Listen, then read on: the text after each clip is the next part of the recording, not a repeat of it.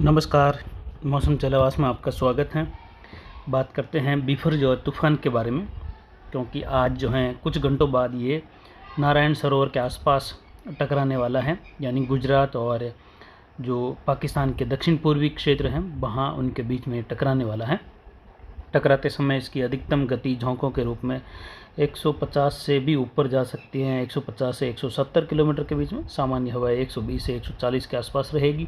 यानी जो ज़्यादातर चलने वाली हवाएं हैं तूफ़ान के टकराते समय। लेकिन बीच बीच में झोंके आते हैं, गस्टिंग वाइंड आती हैं, वह जो हैं 150 से 170 तक जा सकती हैं। टकराने के बाद ये जो है कुछ कमज़ोर होते हुए आगे बढ़ेगा और साइक्लोनिक स्टॉर्म की कैटेगरी में आगे बढ़ते हुए जो है राजस्थान में प्रवेश करते समय साइक्लोनिक स्टॉर्म और डीप डिप्रेशन की कैटेगरी बीच में आगे बढ़ेगा। बारिश की गतिविधियां लगभग जो हैं दक्षिण पश्चिमी मध्य राजस्थान सभी जगहों पर होगी। तो किसान भाइयों के लिए सलाह है कि आप जो हैं होने वाली बारिश का माप ज़रूर करें। हमने पिछले कई वीडियो में और पिछले साल से भी बता रहे हैं कि किसान को वर्षा मापी खुद का ही बनाना चाहिए। ये आप देख सकते हैं, इसमें बड़ा आसानी से बनाया हुआ है। एक 4 इंच या 2.5 से लगाकर 4 इंच के बीच की गोलाई वाला पीवीसी पाइप लीजिए। ज़्यादातर अगर आप 4 इंच का पीवीसी पाइप लेंगे और 15 से 18 इंच उसकी लंबाई रखेंगे और निचला हिस्सा इसका जो है जो पीवीसी एंड कैप आती है उस पर सॉल्वेंट लगा के उसको बंद कर दिया गया। फिर इसको जो है आधा लगभग मिट्टी में गाड़ दिया और उस जगह पर मिट्टी में गाड़ दिया जहाँ पर लगभग 50 फीट चारों तरफ कहीं पर भी कोई बड़ा पेड़ या कोई दीवार वगैरह नहीं हो। तो ये जो बारिश होगी उसको जो है बड़ी अच्छी तरीके से जो है रिकॉर्ड करेगा। फिर आपको सीधा इसमें जो है बड़ी वाली जो स्केल आती है उसको इसके अंदर डालना है और चेक करना है कि कितने इंच तक इसमें पानी आया है या कितने मिलीमीटर तक इसमें पानी जमा हुआ है। उस आधार पर आप देख पाएंगे कि आपके क्षेत्र में कितनी बारिश हुई है। और ये भर जाए उससे पहले ही जो है इसका माप करके उसको तारीख वाइज समय के साथ लिख कर इतने बजे से इतने बजे के बीच में इस तारीख के समय में ये बारिश हुई है, जैसे 4 इंच, 5 इंच, 10 या 15 इंच। और फिर जो है उसको खाली करके दोबारा सेट कर दीजिए। जब वापस बारिश होगी, भले 1 इंच हो, आधा इंच हो, उसको वापस लिख लीजिए। तो इस प्रकार जो है आप अपना खुद का वर्षा मापी एक बड़ी आसानी से जो है इसको बना सकते हैं और हर किसान को ऐसा करना चाहिए। तो आज सबसे पहले सलाह यही है कि आप किसान भाई जो हैं ये तरीका ज़रूर अपनाएं। और अगर इसके अलावा आपके पास ये पीवीसी अगर मौजूद नहीं है तो आप कोई सा भी जो अपन पेस्टिसाइड दवाइयाँ वगैरह लेकर आते हैं उनका 1 लीटर वाला जो डिब्बा होता है उसको ऊपर से बिल्कुल सही तरीके से सीधा काट कर उसको रख लो। उसको भी जो है ऐसे ही मिट्टी में थोड़ा 3-4 इंच गाड़ कर उसको रख लो खुले स्थान में। जो बारिश उसमें भरी जाएगी, जो बूंदों के रूप में गिरेगी, उसको आप उसमें रिकॉर्ड करके उसका माप कर सकते हैं कि कितना जो है बारिश यहाँ पर जो है आपके क्षेत्र में हुई है, कितना रिकॉर्ड इसका बन रहा है। तो आप ये तारीख वाइज लिखते हैं तो भविष्य के लिए आपके लिए आसानी होगी कि इस समय में इस प्रकार की बारिश हमारे हुई थी और इतनी बारिश जो है हमारे क्षेत्रों में होती है। अब बात करते हैं तूफ़ान के बारे में, जो काफ़ी करीब हैं गुजरात के क्षेत्र और पाकिस्तान के कराची के दक्षिण पूर्वी क्षेत्रों के आसपास। तो ये नारायण सरोवर के आसपास टकराएगा और यहाँ पर जो है हवाओं की गति लगभग 150 तक रह सकती हैं, 140 से 150, और जो अधिकतम हवाएं हैं वो लगभग 170 किलोमीटर तक भी जा सकती हैं। तो कुल मिलाकर अगर एवरेज देखा जाए तो टकराते समय लगातार हवाएं यहाँ पर 120 से 130 किलोमीटर, बीच बीच में हवाओं के झोंके तेज़ रहेंगे। बारिश यहाँ पर जो है नारायण सरोवर के आसपास से लगाकर या कहीं द्वारका से लेकर जो है गांधीधाम का क्षेत्र है, वो जो भुज का क्षेत्र है, कच्छ का ज़्यादातर क्षेत्र उत्तर पश्चिमी भारी से अति भारी बारिश देखेगा। और जल भराव वाली या बाढ़ जैसी हालत वाली बारिश की गतिविधियाँ जो हैं उत्तर पश्चिमी गुजरात, पाकिस्तान से सटा हुआ संपूर्ण भाग, साथ ही राजस्थान से सटा हुआ भी संपूर्ण भाग जो गुजरात का रहेगा, मूसलाधार भारी वर्षा दर्ज होगी। बारिश की गतिविधियाँ लगभग आज शाम से ही मूसलाधार वर्षा के रूप में जो है यहाँ पर जो थराद के आसपास के क्षेत्र वहाँ पर शुरू हो जाएगी सांचौर से लगाकर। लेकिन जो द्वारका के आसपास से लगाकर जो सौराष्ट्र रीजन के क्षेत्र हैं उत्तर पश्चिमी वहाँ, और जो जामनगर वहाँ से लेकर कुछ द्वारिका के क्षेत्रों से लगाकर इसका उत्तरी जो हिस्सा है गुजरात का, यानी जो कच्छ रीजन का क्षेत्र है, यहाँ पर बारिश वैसे शुरू हो चुकी हैं। घने बादल छाए हुए हैं, तूफ़ानी हवाओं का दौर शुरू हो चुका है। अब ये लगातार हवाएं बढ़ती जाएगी और कुछ घंटों बाद यानी लगभग शाम के समय सूर्यास्त के आसपास इस तूफ़ान के जो है गुजरात के आसपास टकराने की बहुत ज़्यादा संभावनाएं बन रही। वहीं अभी का जो विश्लेषण है इस हिसाब से अगर देखें तो अभी जो है दिन के 3 बज रहे हैं और इस समय के हिसाब से देखें तो तूफ़ान काफ़ी करीब है टकराने को, लेकिन फिर भी कुछ 1 घंटों का समय अब बचा है। इस तूफ़ान के जो बादल हैं वह भारत के जो मध्य उत्तर पश्चिमी क्षेत्र है वहाँ तक, यानी राजस्थान के मध्य भागों से लगाकर नागौर और जयपुर, कुछ जैसलमेर के उत्तरी भागों तक, बीकानेर के दक्षिण तक पहुंचते हुए दिखाई दे रहे हैं। जबकि इसका मुख्य दायरा जो है तूफान का लगभग पाली के आसपास से लगाकर सिरोही, बाड़मेर, इन क्षेत्रों तक जो है देखने को मिल रहा है, जो नए बादल लगातार बना रहे हैं और इसका फैलाव भी जो है धीरे धीरे बढ़ने लगा है। बादल काफ़ी ज़्यादा दिखाई देने लगे हैं, लेकिन इसके कुछ बादल ऐसे हैं जो निचले स्तरीय हैं, जो सैटेलाइट में जो है बिल्कुल हल्के धुंधले दिखते हैं, लेकिन बहुत ज़्यादा घने बादल होते हैं और भारी से बहुत भारी वर्षा देने के लिए ये बादल काफ़ी ज़्यादा जो हैं जाने भी जा सकते हैं, क्योंकि निचले स्तर के बादल कई बार सैटेलाइट में भी बराबर जो हैं दिखाई नहीं देते हैं और मूसलाधार वर्षा दे जाते हैं और सैटेलाइट के पकड़ से बाहर भी रह जाते हैं। यहाँ पर देखें तो अब जो है तूफ़ान की गति अगर देखें तो लगभग कुछ बढ़ी है और अब तेज़ी से ये कुछ उत्तर पूर्व की ओर बढ़ते हुए टकरा जाएगा। शाम के समय में लगभग उम्मीद कर सकते हैं सूर्यास्त के आसपास 7 बजे के आसपास अगले कुछ घंटों में।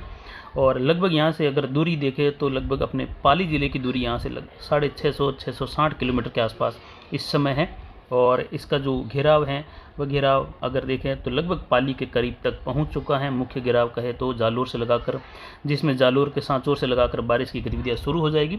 वहीं दबाव में लगातार अरावली रेंज के आसपास उठापटक चल रही हैं। कभी दबाव एकदम से घट रहा है तो कभी दबाव जो है यहाँ पर बढ़ भी रहा है। तो यानी जब सिस्टम नज़दीक आता है तो दबाव का घटना बढ़ना सिस्टम को काफ़ी ज़्यादा सक्रिय कर देता है, काफ़ी ज़्यादा जो है जो हालात हैं वो बिगड़ने लग जाते हैं। तो उम्मीद करते हैं गुजरात के जो तटीय इलाके हैं वहाँ पर जो है सरकार द्वारा और जो बड़ी एजेंसियां हैं राहत कार्यों वाली, वह जो हैं ज़रूर राहत कार्यों में लगेगी और भोजन व्यवस्था का कार्य जो है यहाँ पर ज़रूर सरकार द्वारा और जो अन्य जो एजेंसियां हैं, जो टीमें हैं, उनके द्वारा यहाँ पर किया जा सकता है। क्योंकि इस दौरान भारी से भारी वर्षा के दौरान, बाढ़ जैसे हालात बनने के दौरान, तूफ़ानी हवाओं के दौरान सबसे पहले भोजन की आवश्यकता ज़्यादा रहती है और भोजन के बिना जो है बाढ़ वाली बारिश को 2 से 3 दिन तक अगर झेलना हो तो काफ़ी मुश्किल हो जाता है। और वहीं से अगर जालोर के सांचौर, बाकासर, सीडवा, सैडवा, जो बाड़मेर के दक्षिण पश्चिमी क्षेत्र हैं, धोरीमन्ना, गुड़ामलानी, आलमसर, भिनमाल, जसवंतपुरा, मालवाड़ा से लगाकर जो अहोर तक के क्षेत्र हैं, या कहे विशेषकर सांचौर से लगाकर थराड, डीसा, धानेरा, ये बेल्ट भी जो हैं बहुत संवेदनशील क्षेत्र में रहेगा जल भराव को लेकर। तो यहाँ पर काफ़ी ज़्यादा सतर्कता बरतने की ज़रूरत रहेगी स्थानीय लोगों को जो निचले इलाकों में नहीं रहे, क्योंकि अचानक से जल बहाव कुछ पूर्व, उत्तर पूर्व से आ सकता है, पाली के क्षेत्रों से भी। तो स्थानीय बारिश भी काफ़ी ज़्यादा जल भराव यहाँ पर कर सकती हैं, ऐसी संभावना है। तूफ़ान के आगे बढ़ते हुए, यानी जब तूफ़ान आगे बढ़ रहा होगा और जो राजस्थान के दक्षिण पश्चिमी क्षेत्र हैं जालोर और बाड़मेर के, वहाँ से ये प्रवेश कर रहा होगा, उस दौरान दबाव का घटना बढ़ना काफ़ी ज़्यादा जो है प्रभाव या नुकसानदायक साबित होता है। इसलिए उम्मीद करते हैं कि तूफ़ान के राजस्थान में जालोर के आसपास या सांचौर के आसपास पहुँचने के आसपास जो है जो दबाव हैं स्थानीय क्षेत्रों का, वह लगातार घटा हुआ रहे, जिससे जो है तूफ़ान तेज़ी से जो पाली के क्षेत्र हैं इन क्षेत्रों से होते हुए आगे निकलेगा और पूर्वी राजस्थान की ओर भी जाएगा, जो कि भारी से अति भारी या अतिवृष्टि की गतिविधियां देते हुए जो काले कलर में आप देख रहे हैं वहाँ पर,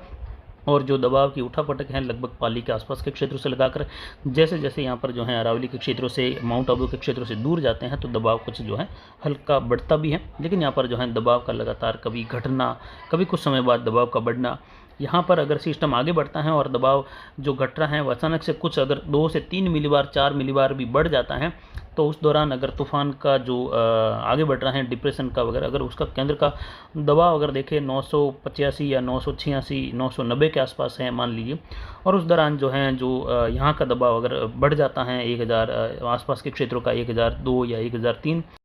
तक भी अगर अचानक पहुंच जाता है, जो कि वर्तमान में 999 मिलीबार के आसपास बना हुआ है, तो तूफ़ान के करीब होने पर यह स्थिति तूफ़ान के लिए काफ़ी ज़्यादा जो है उसके लिए संवेदनशील, या फिर कह सकते हैं उसको काफ़ी ज़्यादा तूफ़ान को एक उदाहरण के रूप में ये कह सकते हैं कि तूफ़ान भड़क जाता है, या फिर यानी उसमें अचानक से जो है बहुत ज़्यादा हलचल पैदा हो जाती है और तूफ़ानी रूप ले लेता है और बादल बहुत ज़्यादा जो है ऊँचाई की ओर और उसमें जो है बदलाव देखने को मिलते हैं, जिसमें काफ़ी ज़्यादा बादलों की हवाओं की गति के कारण ऊंचाई हो जाती है, तो वहाँ पर अतिवृष्टि वाली गतिविधि बन जाती है। अगर ऐसा होता है तो जालोर के जो सांचौर के आसपास के क्षेत्र हैं वहाँ से लगाकर भिनमाड़, बागोड़ा, जीवाणा, सायला का क्षेत्र हैं, जो सीडवा, सैडवा, बाकासर से लगाकर दक्षिण मध्य बाड़मेर, बालोतरा के आसपास के क्षेत्र हैं, पचपदरा, वहाँ से लगाकर सिवाना, मोकलसर, जालोर शहर के आसपास के क्षेत्र हैं, सायला, वहाँ से होते हुए पाली के पश्चिमी क्षेत्र हैं, रोहट, पाली शहर, सोजत, मारवाड़ जंक्शन तहसील और जो रानी और कुछ जो है फालना तहसील के आसपास के क्षेत्र हैं, देसूरी से लगाकर यहाँ से होते हुए राजसमंद और उत्तर मध्य पाली, रायपुर, जतरण वगैरह इन क्षेत्रों में जो है बारिश की गतिविधियाँ, अतिवृष्टि देखने को मिल सकती हैं। अचानक से ऐसी गतिविधि होने से जल भराव और कुछ अचानक से जो है बाढ़ वाली गतिविधि बन सकती हैं। ऐसे माहौल जो है इस दौरान अगर तूफान आगे बढ़ता होता है तो ऐसी गतिविधियाँ उभर सकती हैं। इसलिए आशा करते हैं कि तूफान आगे बढ़ते समय जो है लगातार स्थिति कम दबाव वाली रहे, सिस्टम आगे गुजरता रहे पूर्वी राजस्थान की ओर, और भारी वर्षा, अति भारी वर्षा या अतिवृष्टि वाली गतिविधियाँ जो बनेगी वही रहेगी। लेकिन अगर ये तूफान में जो वायुमंडलीय दबाव में अगर उच्च दबाव की गतिविधियाँ बीच में उभरती हैं तो कुछ घंटों के लिए ये जो आगे बढ़ा सिस्टम होता है उसको जो है तूफानी कर देता है और उसको वहाँ पर ही होल्ड भी कर सकता है। तो अगर होल्ड वहाँ पर या वहाँ पर ही इसकी गति आगे बढ़ने की होती है वह रुक जाती हैं तो काफ़ी नुकसान जो है सिरोही, जालोर और जो बाड़मेर का क्षेत्र है, पाली का क्षेत्र है, उत्तर गुजरात का क्षेत्र है, वह झेल सकता है पानी को लेकर। तो इस प्रकार जो है आपको सतर्कता बरतने की ज़रूरत रहेगी इस दौरान निचले इलाकों से, और जितना हो सके अपने आवश्यकता के जो सामान है वह जो है घर पर ज़रूर रखें। और आज ही जो है जो बैटरी वगैरह हैं उसको चार्ज करके रखें, मोबाइल फ़ोन चार्ज करके रखें, खाने पीने की चीज़ें ज़रूर जो हैं ऐसे तूफ़ान के समय रखनी चाहिए, क्योंकि ये काफ़ी ज़्यादा जो है कह सकते हैं एक रूप में कि तबाही वाला तूफ़ान हो सकता है, जो कि काफ़ी ज़्यादा नुकसान बारिश के रूप में भी दे सकता है। हवाओं की तुलना तो अगर करें तो WD के तूफ़ान भी काफ़ी ज़्यादा हवाएं दे जाते हैं, लेकिन बारिश की गतिविधियाँ अचानक से जो हैं जल भराव पैदा कर देती हैं तो वह नुकसान वाली साबित होती हैं। तो किसान भाइयों के लिए या आमजन के लिए सलाह है, बाड़मेर, जालोर, पाली, सिरोही, उदयपुर के उत्तर मध्य भाग हैं, भिलवाड़ा, अजमेर, नागौर और जोधपुर के जो मिले जुले क्षेत्र हैं पाली से सटे हुए, जोधपुर शहर से लगाकर, और वहाँ से अगर देखें तो टोंक और भिलवाड़ा और जो चित्तौड़ के उत्तर मध्य भाग हैं, जो बूंदी के क्षेत्र हैं, कोटा और कोटा के उत्तरी भाग, सवाई माधोपुर, जयपुर के दक्षिण मध्य भाग हैं। इसके अलावा देखें धौलपुर, भरतपुर और दक्षिणी जो जयपुर के आसपास से लगाकर दक्षिण अलवर बॉर्डर वाले क्षेत्र हैं, वहाँ पर आने वाले समय में भारी से बहुत भारी या अतिवृष्टि वाली गतिविधि दक्षिण पश्चिम से मध्य होते हुए उत्तर पूर्व की ओर देखी जा सकती हैं, जो कि अभी 3 बजे का मौसमी आकलन है।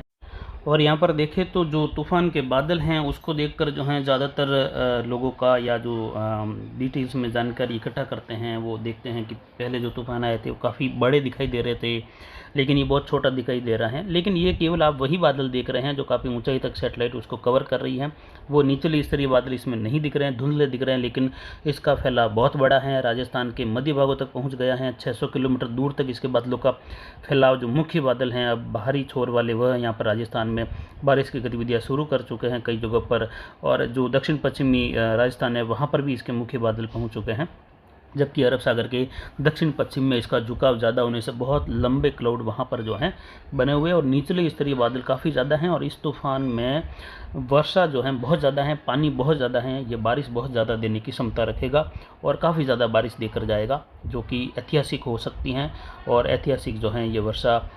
कहीं फ़ायदा देगी तो कहीं नुकसान भी देगी। इस प्रकार की ये बारिश जो है तूफ़ान से रहने वाली हैं। और जैसे ही तूफ़ान गुजरेगा, यानी लगभग 5 दिनों का समय बीत जाएगा और ये सामान्य सर्कुलेशन में आ जाएगा, तो मानसून अपनी रफ्तार पकड़ेगा। पूर्वी मध्य भारत से लेकर भारत के दक्षिण मध्य भाग हैं, मुंबई के आसपास से लगाकर जो पश्चिम घाट क्षेत्र हैं, मध्य भारत हैं और उत्तर पश्चिम भारत की ओर भी जो हैं बड़ी छलांगों के साथ मानसून जो है आगमन होगा। और जून के अंतिम सप्ताह में, जुलाई के पहले सप्ताह में जाकर लगभग